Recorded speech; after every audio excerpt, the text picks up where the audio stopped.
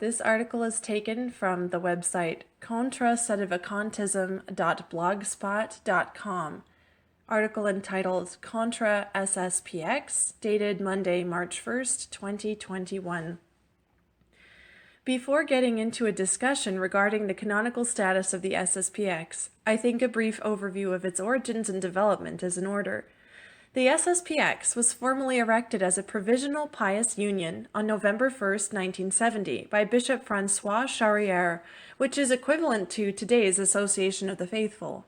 The SSPX lost its juridic status on May 6, 1975, after Charrière's successor, Bishop Pierre Mamie, suppressed the society in response to Marcel Lefebvre's 1974 declaration, which essentially accuses the Second Vatican Council of heresy.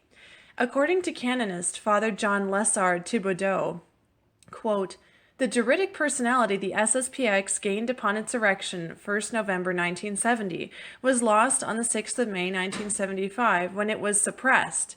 See Canon 120, Article 1 of the 1983 Code of Canon Law. Consequently lacking juridic personality, the SSPX does not exist juridically and thus has no canonical status. Since a juridic person comes into existence either de jure or by decree of competent authority, see Canon 114, the mere fact that the SSPX has cohesion and self-declared leadership does not constitute them as a juridic person. As such, the SSPX is de facto an organized consortium of Catholics, but it is not de jure a Catholic organization, unquote. On July 22nd of 1976, Lefebvre incurred the penalty of suspension ad divinis after the ordination of several priests and deacons on June 29th of the same year. On June 30th, 1988, Marcel Lefebvre proceeded with the consecration of 4 bishops, despite receiving several warnings beforehand. As a result, he incurred a latae sententiae excommunication alongside those who he consecrated.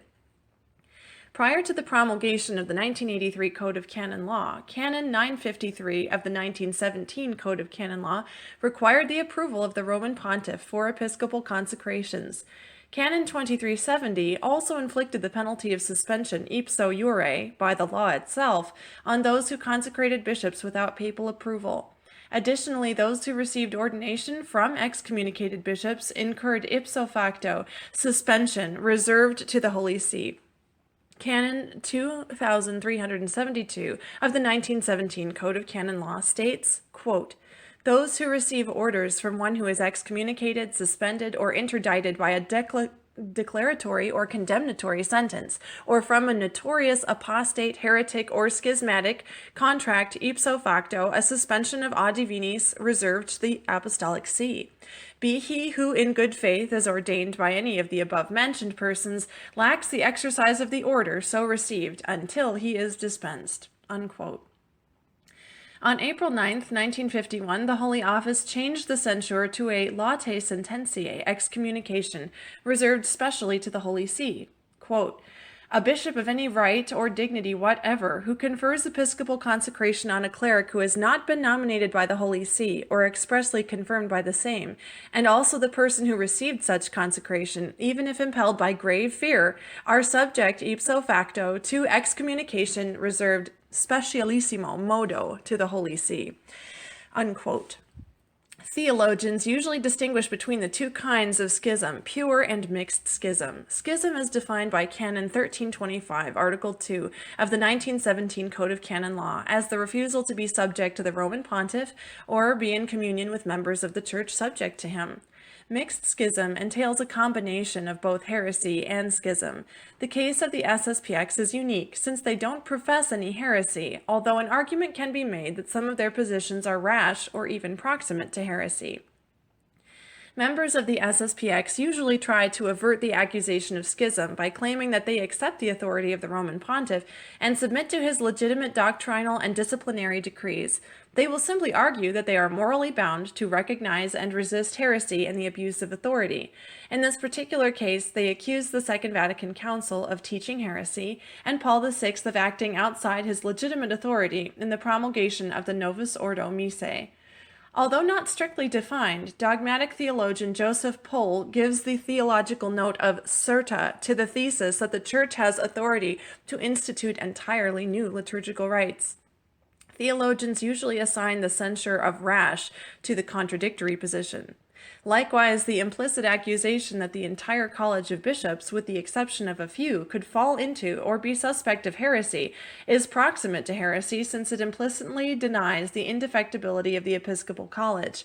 That the entire body of bishops cannot be suspect of heresy is required by the formal visibility of the Church, which states that the Church instituted by Christ must express the four marks in such a way as to give one moral certainty that this is the true Church of Christ.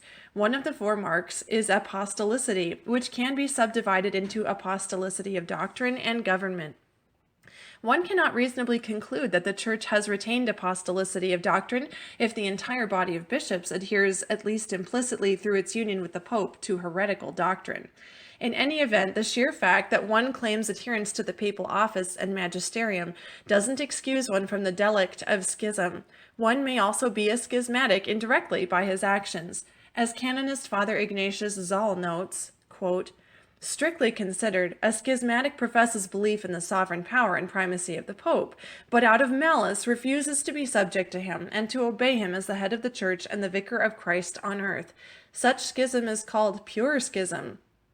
To constitute the delict of schism in the strict sense, the following conditions are required. 1. One must withdraw directly, expressly, or indirectly, by means of one's actions, from obedience to the Roman Pontiff, and separate oneself from ecclesiastical communion with the rest of the faithful, even though one does not join a separate schismatical sect. 2. One's withdrawal must be made with obstinacy and rebellion. 3.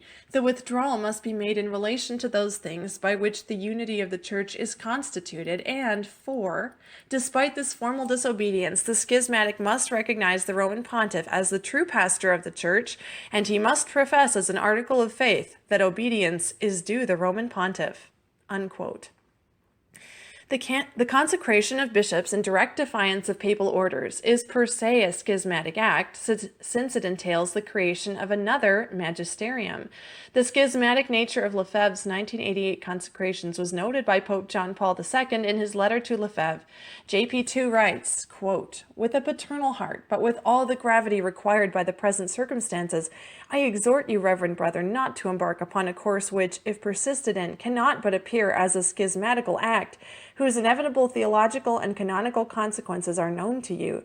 I earnestly invite you to return in humility to full obedience to Christ's vicar." Unquote. Although the excommunications were lifted in 2009 by Pope Benedict XVI, that doesn't negate the schismatic nature of Lefebvre's actions or the continued ordination of SSPX priests. All of the SSPX clergy remain suspended a divinis, without any legitimate ministry in the Church. Members of the SSPX also continue to refuse to be subject to their local bishops in disciplinary matters, as well as refuse to commune with fellow Catholics in the ordinary form of the Mass. In conclusion, we have legitimate grounds for assuming that the SSPX is schismatic, properly speaking, and not merely disobedient. The SSPX usually appeal to the principle of epikeia to argue in favor for the 1988 consecrations and the continued ordination of priests. This principle essentially states that when the law of the Church becomes harmful to the public welfare, those laws no longer remain binding, at least temporarily. As canonists John Abbo and Jerome Hanan note, quote, "A law ceases to exist when it ceases to be reasonable, for then its whole purpose of promoting the welfare of the community is defeated. This occurs in two ways: when the law becomes useless, negatively, and when the law becomes harmful, positively. In both ways, law ceases intrinsically. If not the whole purpose, but only the partial purpose of the law is defeated, the law survives. Moreover, even though the purpose of the law should cease absolutely, but only in respect to certain provisions of the law, the latter would survive as to those portions still motivated by an adequate purpose." Unquote. However, their appeal to epikeia would only be justified if the SSPX could demonstrate that the Novus Ordo Missae was illicitly promulgated. To establish this point, adherents of the SSPX argue that the promulgation of the Novus Ordo Missae by Paul VI is in direct violation of Canon 13 of the 7th Session of Trent and the Apostolic Constitution Quo Primum of Pius V. Canon 13 of the 7th Session of Trent. The most common objection raised against the liceity of the Novus Ordo Missae is based on the 13th canon of the 7th Session of Trent, which forbids pastors from tampering with the ceremonies surrounding the sacraments. The canon reads, quote, "If anyone says that the received and approved rites of the Catholic Church, accustomed to be used in the administration of the sacraments, may be despised or omitted by the ministers without sin and at their pleasure, or may be changed by any pastor of the churches to other new ones, let him be anathema." Unquote. There are generally two arguments adduced from this canon. One, the term pastor extends to the Pope, and two, that the Church does not have the authority to institute entirely new liturgical rites surrounding the Eucharist. I will address the second objection first.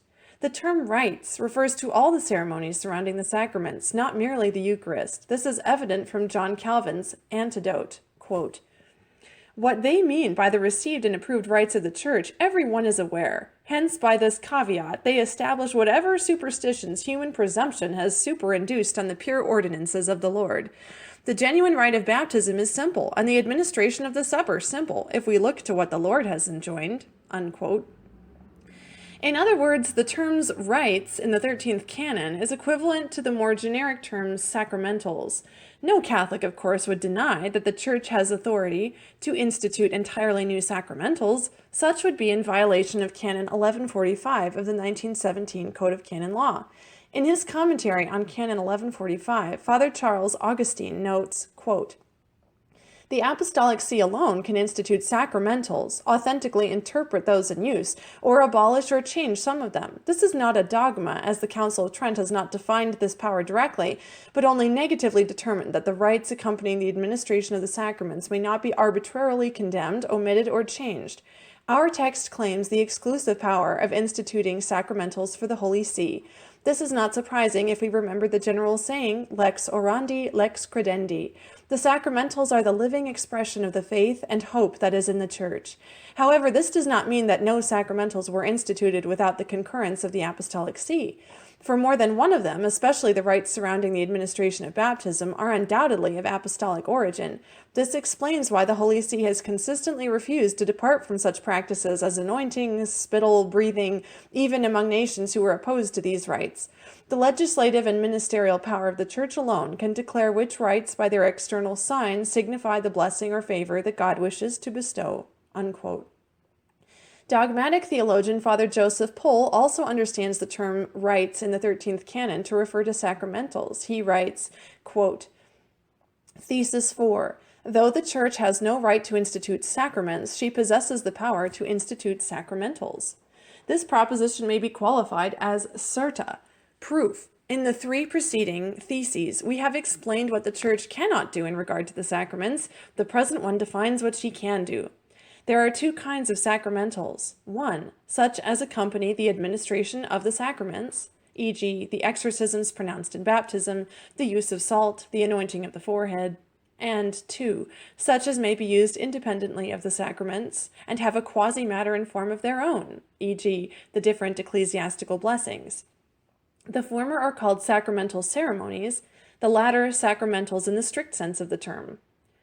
1. That the Church has power to institute sacramental ceremonies or rites is clear from the following declaration of the Tridentine Council. Quote, "If anyone saith that the received and approved rites of the Catholic Church, wont to be used in the solemn administration of the sacraments, may be contemned or without sin be omitted at pleasure by the ministers, or be changed by every pastor of the churches into other new ones, let him be anathema." Unquote. A. In proof of this dogma, the Holy Synod adduces the example of St. Paul, who concludes his remarks on the Eucharist with these words, "And the rest I will set in order when I come." There is abundant patristic evidence for the antiquity of the sacramental ceremonies employed by the Church. Most of those now in use can be traced far beyond the 9th century, as a glance at the sacramentary of Gregory the Great and the writings of Rabanus Maurus, Alcuin, and Isidore shows. In the early days of Christianity, different ceremonies were in vogue, as may be gathered from the works of Tertullian.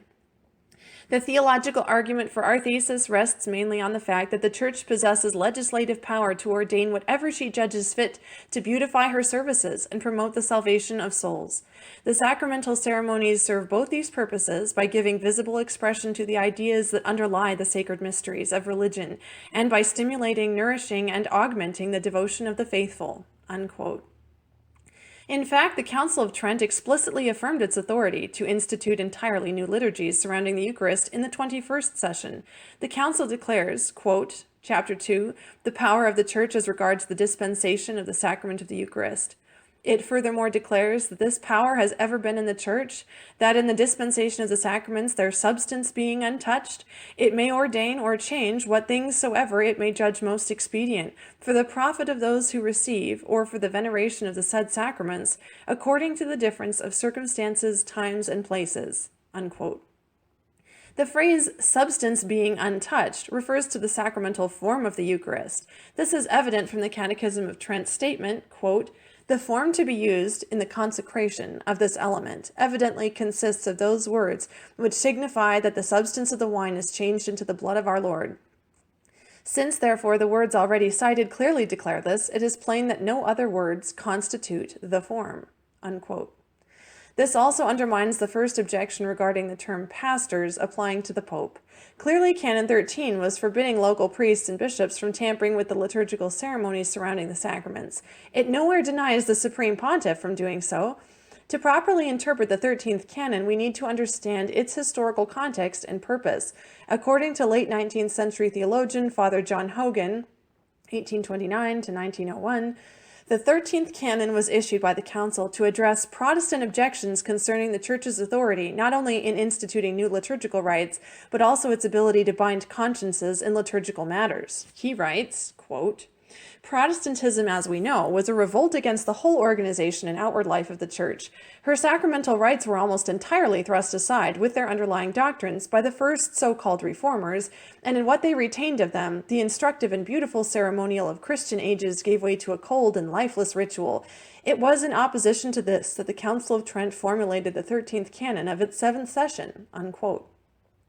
Father James O. Keynes adds, he lived from 1825 to 1874, quote, "It is evident that to maintain the proposition condemned by the Canon of Trent would be implicitly to maintain that the Church has not power to institute ceremonies or require their observance under pain of sin, which is an error in faith." Unquote.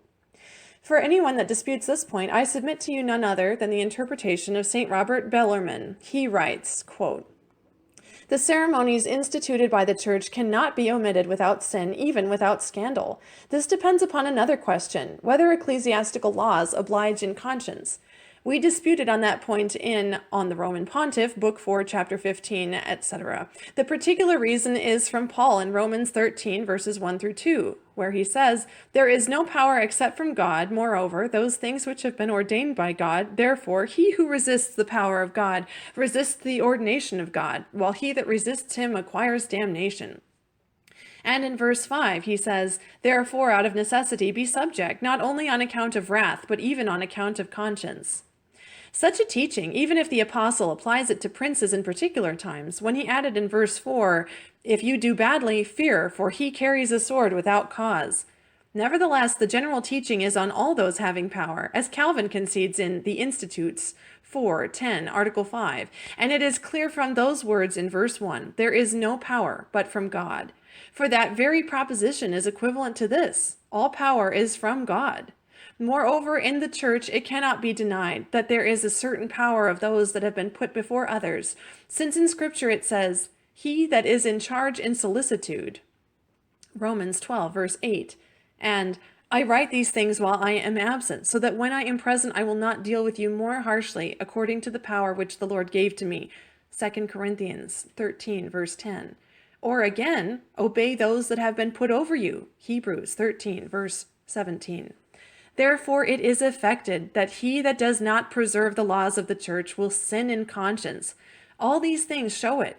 They resist the ordinances of God. They acquire damnation for themselves, be subject from necessity, not only on account of wrath, but also on account of conscience.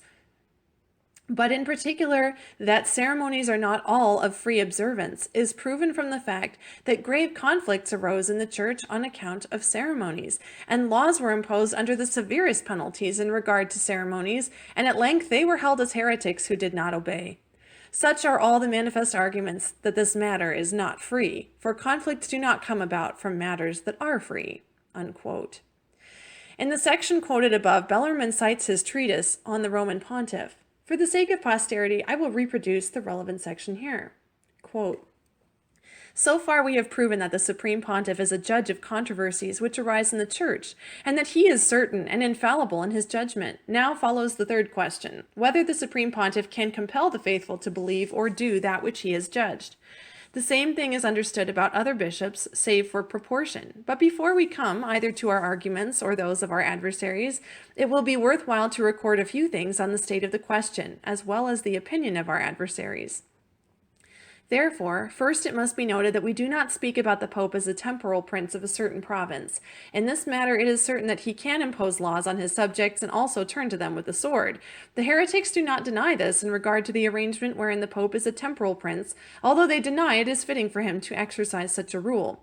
We will speak more on that matter in the next book. Therefore, now we only treat on the Pontiff as he is the Pontiff of the whole Catholic Church. Moreover, we ask whether he may have true power over all the faithful in spiritual matters, just as temporal kings have in temporal affairs, to the extent that, just as they can make civil laws, so also the Pope can make ecclesiastical laws truly obliging in conscience, as well as punish transgressors with spiritual penalties at least, such as excommunication, suspension, interdict, irregularity, etc. We will treat on temporal or civil power, which the Pope has either directly or indirectly in the following book. At present, we are only discussing the spiritual or ecclesiastical, whose end is eternal life. Lastly, it must be noted that the opinion that teaches there is no authority in the Church to make laws that oblige the faithful in conscience pleases many heretics. So formerly the Waldenses thought, as St. Antoninus attests. Marsilius of Padua taught the same thing in a book titled Defender of Peace, against which Albert Pigius wrote. John Wycliffe taught the same thing, from where it was gathered that the decretals of the popes were apocryphal, and only stupid men devoted themselves to recognizing them. Jan Hus later taught the same thing, as John de Wessalia notes in a little book on his condemnation that was made at Moguntium in 1479, the first of which was that the prelates of the Church could not make a law which obliges in conscience, but could only exhort men to keep the commandments of God. Thereafter, in our own times, all Lutherans and Calvinists teach the same thing. Above all, Luther, in his book on the Babylonian captivity, in the chapter on baptism, he says, "By what right does the Pope constitute laws over us? Who gave him the power of placing the liberty that was given to us through baptism captive, when neither the Pope nor a bishop nor any man should have the right to constitute one syllable over a true Christian, unless it were done by the consent of the same?" He teaches similar things in his book on Christian liberty, which Iodicus Clithosius refutes, as well as John of Rochester, Fisher, in his attack on the assertion of Article 27. Yet Luther most vehemently treats it in his explication of the vision of Daniel, and that he might condemn ecclesiastical laws even by his deeds. In the year 1520, he publicly burned the whole body of canon law, as John Cocleus writes in the Life of Luther. Melanchthon teaches the same thing in the Augsburg Confession, and in his defense of the same, so does Calvin. The opinion of all of them is nearly the same, and can be reduced to certain headings. 1. They teach that bishops, and hence even the Pope, can constitute a certain order in the Church to preserve useful discipline, such as to define on what day men should go to church, who should sing the psalms and how, or the scriptures that must be read in the church, etc. But still, such constitutions do not oblige in conscience except by reason of scandal, so that one would be free to keep or not keep these laws in a manner without scandal to others. But the Pope or bishops cannot constitute any true law which is not expressly in Scripture. 2. They teach that not only can the Pope or bishops not make a new law, but neither can they compel Christians to keep the law of God by a command from authority. Even if it occurs in the form of judgment in proceeding against transgressors, still they can only resort to exhortation, advice, and rebuke to make men preserve the law of God. 3. They teach that while there is a power of excommunicating in the Church, that is, of rejecting incorrigible men from the body, nevertheless they do not mean this power is in the Pope or the bishop per se, but only in the Church, which for them means the body of ministers along with the consent of the people. This should not be a wonder, since they deny the Pope is greater than a bishop, or a bishop greater than a priest in regard to authority. Moreover, they grant nothing to priests, except that they can preach and minister the sacraments to those men over whom a secular magistrate commands. But in the Catholic Church it has always been believed that bishops over their dioceses, as well as the Roman pontiff over the whole Church, are true ecclesiastical princes who can impose laws that oblige in conscience, judge in ecclesiastical cases, and at length punish by the custom of others, all without the consensus of the people or the council of priests. We will briefly prove these things." Unquote. The 13th Canon was never understood as forbidding the Supreme Pontiff from altering or creating entirely new liturgical rites. For example, St. Alphonsus Liguori notes in his History on the Council of Trent, quote, "There is no doubt whether the Church has the power to establish and change the rites or ceremonies applied in the administration of the sacraments, as the Council of Trent itself teaches, Session 21, Canon 2. Nevertheless, this power belongs to the Church alone, which is why it forbids any other from changing the rites. Otherwise, as St. Augustine says, Epistle 54, verse 118, new things constituted by the ministers would disturb the order and the common peace of the Church." Unquote. Likewise, Italian theologian Giovanni Perrone, 1794 to 1876, writes, quote, "This definition directly affects the power whereby the Church was instructed by Christ to institute those things which concern the administration of the sacraments, save for their substance, i.e., form of the sacraments, precisely as the same council declared, Session 21, Article 2, saying, it furthermore declares that this power has ever been in the Church, that in the dispensation of the sacraments, their substance being untouched, it may ordain or change what things soever it may judge most expedient for the profit of those who receive, or for the veneration of the said sacraments, according to the difference of circumstances, times, and places. This is why, in the same way, to scorn the approved and received rites of the Church, or to omit them at one's pleasure, or to change them into new rites on one's own private authority, is also to deny the power conferred upon the Church by Christ, which cannot altogether be done. Footnote 3, 171, that the Church was equipped with this power by Christ is certain. 1. From the Apostle Paul in 1 Corinthians 11, when he wrote many things on the sacrament of the Eucharist, and he concludes in verse 34, "What remains I will set in order when I come." Footnote 3. Here we must note both in regard to this and in regard to some other theses of this sort, so far as these are on faith, so much also they contain a fact joined with a rite.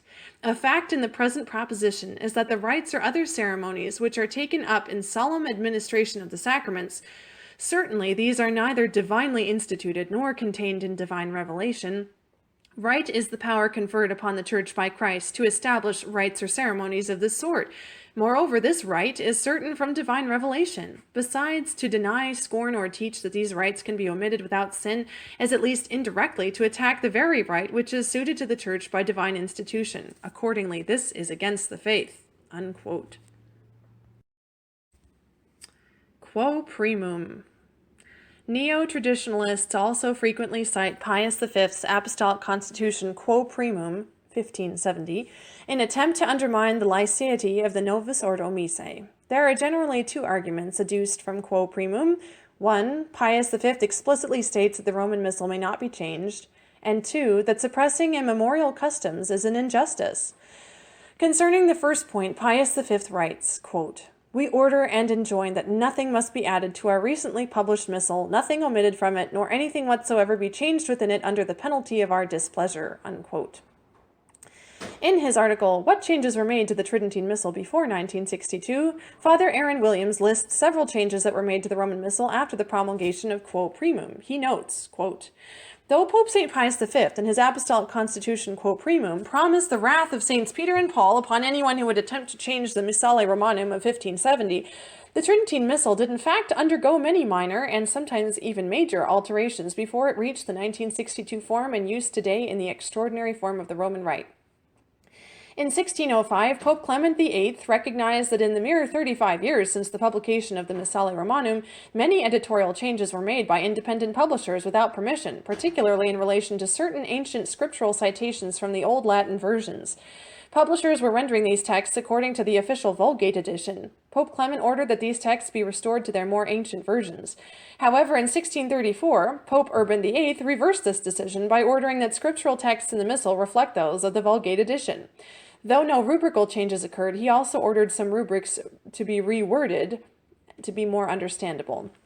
No further changes were made to the Missal itself until 1884, when Pope Leo XIII ordered a revision of the calendar. By that time, the calendar was becoming so full of feasts that many saints were being omitted entirely, being superseded by other feasts on the same day. In addition to the removal of these feasts, Leo XIII also ordered a restoration of rubrics which, though never changed in the official versions, were being altered in local printings, particularly in France and the surrounding regions. Leo XIII also established the custom of the traditional prayers after low mass, which, though not part of the Missal itself, were nevertheless mandatory. In 1920, Pope Benedict XV ordered a major revision of the breviary and a sizable alteration of the Missal, which was envisioned by Pope St. Pius X, though never initiated before his death. This revision included the addition of several feasts and a rubrical reform of the calendar, particularly relating to the practice of seasonal commemorations and the restoration of Lenten ferial days. Other feasts were added in the 20th century, including Christ the King on the last Sunday of October in 1925, the elevation of the Feast of the Sacred Heart to that of a first class in 1932, and the votive Mass of our Lord Jesus Christ, Eternal High Priest, in 1935. Pope Pius XII made perhaps the most significant changes with his reform of Holy Week in 1955, but he also introduced several other feasts, including the Assumption, the Immaculate Heart of Mary, and St. Joseph the Worker. Permission was also given for the usage of vernacular hymns during Low Mass and the reading of the lections in the vernacular. And of course, in 1962, Pope St. John XXIII issued a new edition of the Missal, which added the name of St. Joseph to the Roman canon and removed the term perfidious from the Good Friday intercession for the Jews." Unquote. It should also be noted that Pius V issued similar prohibitions against making changes to the breviary in his papal bull Quod a Nobis, 9th of July, 1568. It not only prohibits pastors from altering the breviary, but it also suppresses all local breviaries that were not older than 200 years. Pius V writes, quote, "Having thus forbidden to anyone the use of any other, we order that our breviary in form of praying and chanting be kept in all churches around the world, according to the custom and rite of the Roman Church, except the aforesaid institution or custom exceeding 200 years, stating that this breviary at any time may not be changed in whole or in part, except nothing whatsoever can be added to it or taken away from it." Unquote. In his letter to Archbishop Studium Pio, August 16th of 1842, Pope Gregory XVI lists the breviary as one of the rites in the Church. He writes, quote, "Nothing would be more desirable than to see observed by all those under your care and in every place the constitutions of St. Pius V, our predecessor of immortal memory, who wished that no one should be dispensed from the obligation of adopting the breviary and the Missal published according to the mind of the Council of Trent for the use of the Roman Rite, except those who for over 2 centuries had used a different breviary or Missal." Unquote. A. Immemorial custom. In his Apostolic Constitution Quo Primum, Pius V permits the usage of liturgies older than 200 years. He writes, quote, "This new rite alone is to be used, unless approval of the practice of saying Mass differently was given at the very time of the institution and confirmation of the Church by the Apostolic See at least 200 years ago, or unless there has prevailed a custom of a similar kind, which has been continuously followed for a period of not less than 200 years, in which most cases we in no wise rescind their above-mentioned prerogative or custom. However, if this Missal, which we have seen fit to publish, be more agreeable to these latter, we grant them permission to celebrate Mass according to its rite, provided they have the consent of their bishop or prelate or of their whole chapter, everything else to the contrary notwithstanding." Unquote. Canon 30 of the 1917 Code of Canon Law distinguishes 3 kinds of customs: particular, centenary, and immemorial. Particular customs are those which have been observed for at least 30 years. Centenary customs are those which have been observed for at least 100 years, and immemorial customs are those which have been observed for as long as anyone in the community can remember. Some argue that the suppression of immemorial customs, in this case the usus antiquior, is an injustice against the patrimony of the Church. There is a twofold problem with this argument. First, in his article, Immemorial Custom in the Missale Romanum of 1962, Father Anselm Gribben argues that once an immemorial custom has become a universal law, it no longer retains the force of custom. Second, even if the usus antiquior did retain the force of custom, there is nothing preventing the Church from abrogating it. Canon 5 of the 1917 Code of Canon Law explicitly states that the Church may revoke even universal and immemorial customs. The canon reads, quote, "Customs presently in force, whether universal or particular, but against the prescriptions of these canons, if they are indeed expressly reprobated, are to be corrected as a corruption of the law, even if they are immemorial, nor are they permitted to revive in the future. Other customs, clearly centenary or immemorial, can be tolerated if ordinaries determine that, due to circumstances of person or place, they cannot be prudently removed. Other customs are considered suppressed unless the code expressly provides otherwise." Unquote. That being said, Paul VI never thought he was replacing the old Roman rite with an entirely new one. In his correspondence with Jean Guiton, Paul VI wrote, "I have kept the canon of St. Pius V in the 4 canons of the new liturgy where it holds the first place." Although it can be credibly argued that the revision of the Latin rite under Paul VI is so extensive that it effectively creates a new rite in all but name, while suppressing one of the ancient rites of the Church, even on that assumption, I see no basis for denying that it is within the competence of the supreme authority to establish new liturgical forms, as none of the ancient forms as we know them date to apostolic times. For example, according to some estimates, the liturgy of St. John Chrysostom is 80% new from the liturgy of St. James, whereas the Maronite rite, which owes a lot to the liturgy of St. James, is basically a new rite created in the 8th century. No one would argue, however, that these rites are illicit on the basis that they differ radically from their liturgical predecessors, although there's a strong case that it is a great loss to suppress one of the ancient liturgies for any reason, but it would be much more difficult to prove that the Church has no authority to do so. After all, there are undoubtedly many local ancient liturgies that have been lost to history, being replaced by the Byzantine and Roman rites. In any event, Pope Benedict XVI declared that the old form of the Latin rite should not be suppressed, indeed that it was never suppressed. In his correspondence with Paul VI, Jean Guiton noted that the primary issue with the new missal was not the canons, but the Offertory. Neo-traditionalists argue that the changes made to the Offertory essentially entails a rejection of the sacrificial dimension of the Mass. Ratzinger notes, however, that the sacrificial dimension was never located in the offertory, but in the Eucharistic prayer, the canon. He continues by addressing the etymology of the term offertory, which is derived from the Latin offerere. As Ratzinger notes, offerere does not mean to sacrifice, but rather to prepare. The idea was simply that the altar had to be prepared for the Eucharist. This was seen as an external preparation for what was to take place. There have been many scholars and theologians that have commented on Vatican II's decree on religious liberty. Neo-traditionalists argue that there exists a formal contradiction between Pacem in Terris and Dignitatis Humanae with previous magisterial teaching, which supposedly denied the right to religious freedom. However, in the words of E. William Stokey, quote, "It is the earlier teaching rather than the more recent teaching which is in need of careful qualification," unquote. In paragraph 14 of Pacem in Terris, John the 23rd taught, quote, "Also among man's rights is that of being able to worship God in accordance with the right dictates of his own conscience, and to profess his religion both in private and in public. According to the clear teaching of Lactantius, this is the very condition of our birth, that we render to the God who made us that just homage which is his due, that we acknowledge him alone as God and follow him. It is from this ligature of piety which binds us and joins us to God that religion derives its name." Unquote. Although there is nothing definitively taught in Pacem in Terris, I find its teaching on religious liberty uncontroversial, since it is rooted in 2 principles taught by Aquinas himself, the freedom of conscience and the objective duty to worship God.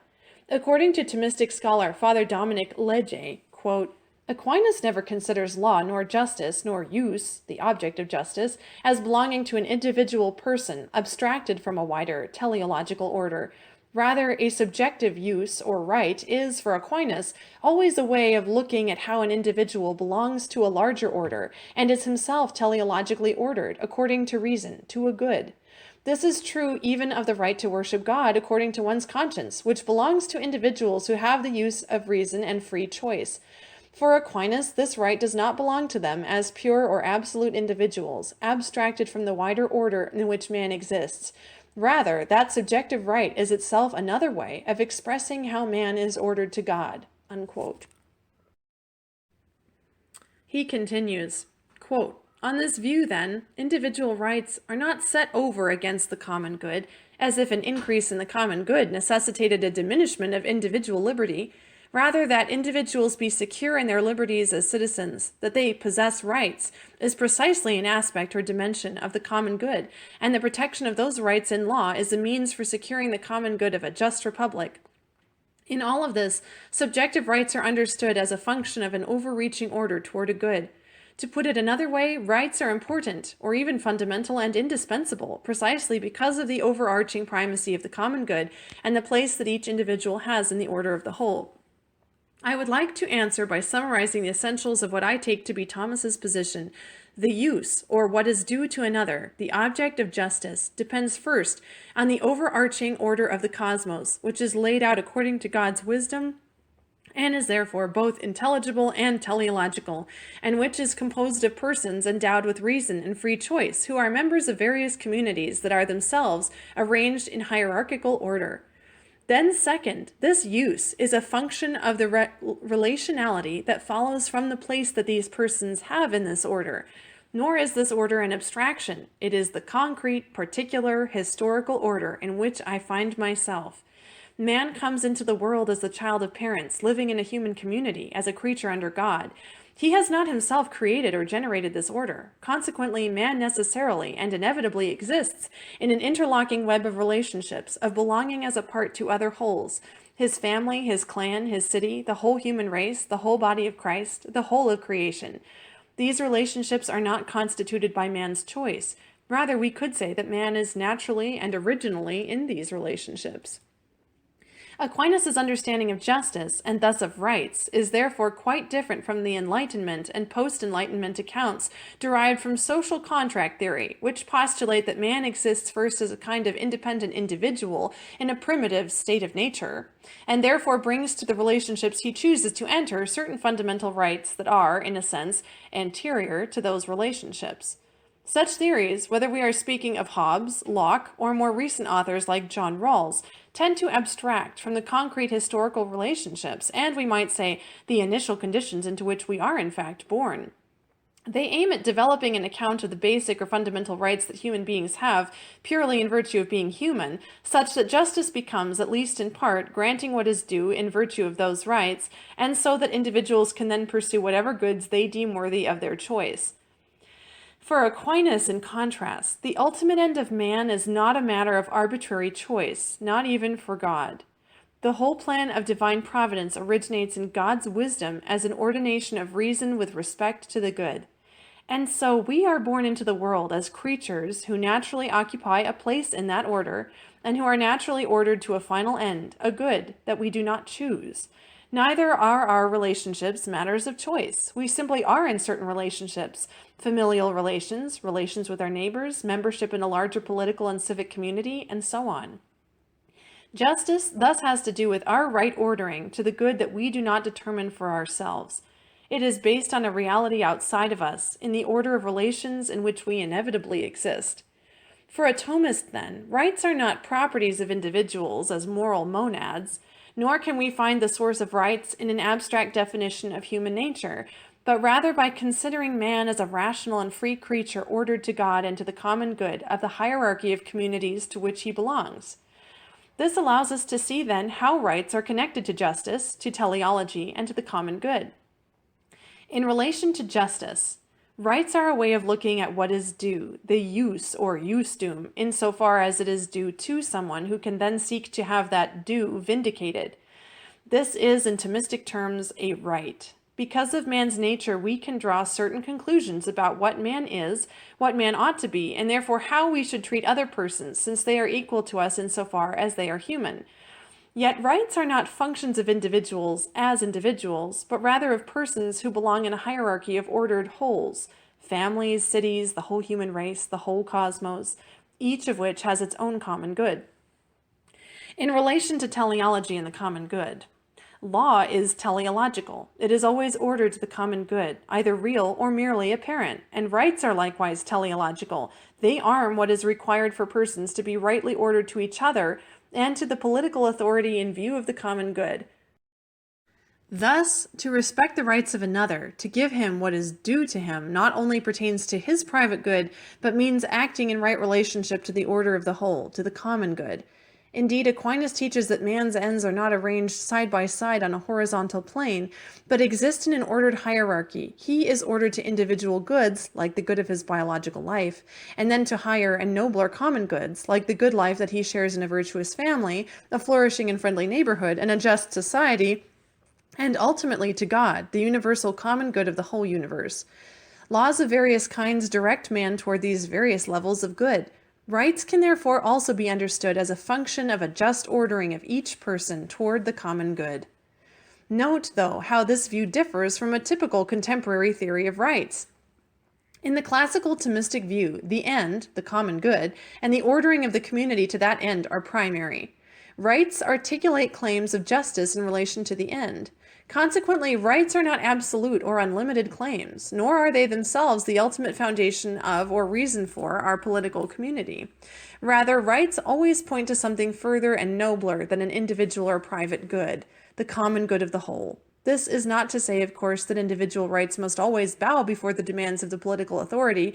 To the contrary, Aquinas holds that some rights are a function of the order of man to a good that is prior to or transcends the political community, as we saw him argue concerning the right of a parent to care for his child. But even these rights do not stand on their own. Rather, they stand in virtue of their relation to a good. Contemporary rights theorists might object that this classical Thomistic view subordinates the liberty that individual rights guarantee under the common good in such a way that those rights will be endangered whenever the government or the majority find them inconvenient. Is this not, they would ask, precisely the reason why we should arm the primacy of individual rights understood as anterior to political society and independent of the common good? A complete answer to this objection would require much longer treatment than can be provided here, but we can at least identify the confusion about the common good hiding in such questions. From Aquinas' perspective, the common good is not something that competes with the good of individuals, nor is it like other private goods that are diminished when they are shared, e.g., more people invited to the party means a smaller slice of cake for each. A common good is precisely the kind of good that can be shared by many without diminishment, like the good of victory for a sports team, or the good of justice in a city, or the good of peace among states. To say that rights stand in relation to a good, then, is not to say that some kind of alien or hostile common good trumps or even destroys the good of the individual. Rather, the common good is a good for the individual, a good of a higher and nobler sort, in which the individual participates, and without which it is impossible to have a full measure of human happiness. Human beings are ordered not only to private goods like food and shelter, but also to common goods like justice, truth, civic friendship, and peace. And without at least some measure of these common goods, they will neither flourish nor be truly happy. As Aquinas puts it, paraphrasing Aristotle's Politics, the city exists not only that men might live, but that they might live well. As individuals have rights that they can assert, rights that the positive law should recognize, pertains therefore not only to the private good of individuals, but to the common good of the community. The blessings of liberty, as the preamble to the U.S. Constitution puts it, should not be thought of as describing a merely private good, the individual property of discrete individuals, but rather a dimension of the common good. It is part of the common good that the community be just, that it recognize what is due to its members, that it be governed by the rule of law, and that it be composed of free citizens capable of directing their own lives by their own responsible choices. When the law acknowledges and protects the just right of a citizen, it is doing something quite different from pork barrel spending that hands out material benefits, that is, essentially private goods, to the favored clients of the ruler. Acknowledging what is due to individuals is, at least in part, what makes a society just.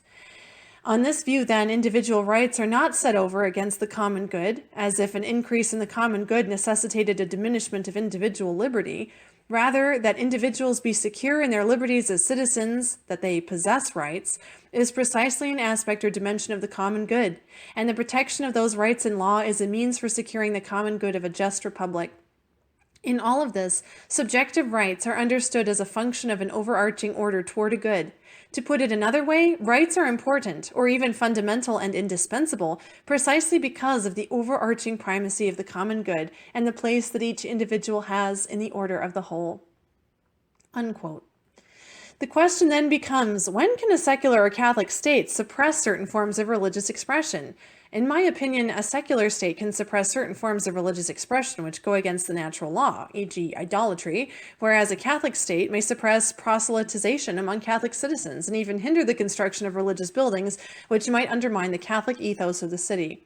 As Daniel J. Castellano notes, Quote, the erection of religious buildings can be a controversial matter, depending on their specific location and purpose. If their location or purpose is oriented toward corrupting the faith of the Catholic majority, a Catholic state might justly impose limits on such construction, yet at the same time, it has a responsibility to allow religious minorities to acquire adequate facilities for public worship in proportion to their numbers. Unquote. To see the footnotes following this article, of which there are many, please visit contra-sedevacantism.blogspot.com/2021/03/contra-sspx.html. Thank you for listening, and God bless you.